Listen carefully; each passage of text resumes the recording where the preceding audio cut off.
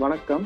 சென்னை அம்பத்தூர் அடுத்த சூரப்பட்டு புத்தகரம் அருகே தனியாரின் பழைய வீட்டு உபயோக பொருட்கள் மற்றும் பிளாஸ்டிக் பொருட்கள் சேமித்து வைக்கக்கூடிய குடோனானது செயல்பட்டு வந்தது. அந்த குடோனில் இன்று மதியம் 1 மணி அளவில் திடீரென தீ பற்றியதால் அந்த குடோனில் இருந்த ஊழியர்கள் அந்த குடோனில் பற்றிய தீயை அணைப்பதற்காக தீவிரமாக போராடினர்.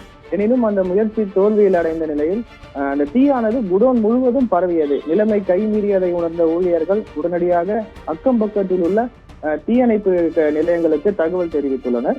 அதன் அடிப்படையில் அம்பத்தூர், வில்லிவாக்கம், கொளத்தூர், மாதாவரம், மணலி மற்றும் அதனை சுற்றியுள்ள தீயணைப்பு நிலையங்களை சேர்ந்த 6க்கும் மேற்பட்ட தீயணைப்பு நிலையங்களை சேர்ந்த தீயணைப்பு வாகனங்கள் குடோனில் பற்றிய தீயை அணைப்பதற்காக விரைந்து சென்று இதில் தற்போது வரை போராடி வருகின்றனர். மேலும் குடோன் முழுவதும் தீ பற்றி எரிவதால் அந்த பகுதியை கரும்புகை சூழ்ந்து காணப்படும் நிலையில் அப்பகுதியில் வசிக்கும் பொதுமக்களுக்கு மூச்சு திணறல் மற்றும் கண்ணெரிச்சல் உள்ளிட்டவை ஏற்பட்டு பொதுமக்களும் அவதி அடைந்துள்ளனர்.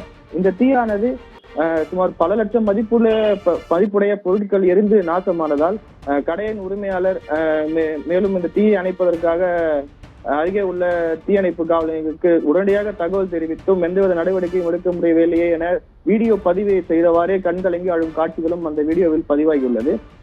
மேலும் தற்போது வரை தீ பற்றி எரிந்து வருவதால் தீயணைப்பு வீரர்கள் சுமார் 1.5 மணி நேரத்திற்கும் மேல் போராடி வருகின்றனர். இந்த தீயில் பல லட்சம் பொருட்கள் எரிந்து நாசமான நிலையில் அருகே உள்ள காவல் நிலையத்தை சேர்ந்த போலீசார் சம்பவத்திற்கு விரைந்து வந்து இந்த தீக்கு பற்றியதற்கான காரணம் குறித்து தீவிரமாக விசாரணை மேற்கொண்டு வருகின்றனர். மேலும் சென்னை மற்றும் புறநகர் பகுதிகளில் வெயில் சுட்டெரித்து வருவதால் வெயிலின் காரணமாக இந்த தீ பற்றியதா அல்லது வேற எதுவும் காரணங்கள் உள்ளதா என்ற கோணங்களிலும் போலீசார் தங்கள் விசாரணையை முடுக்கிவிட்டுள்ளனர்.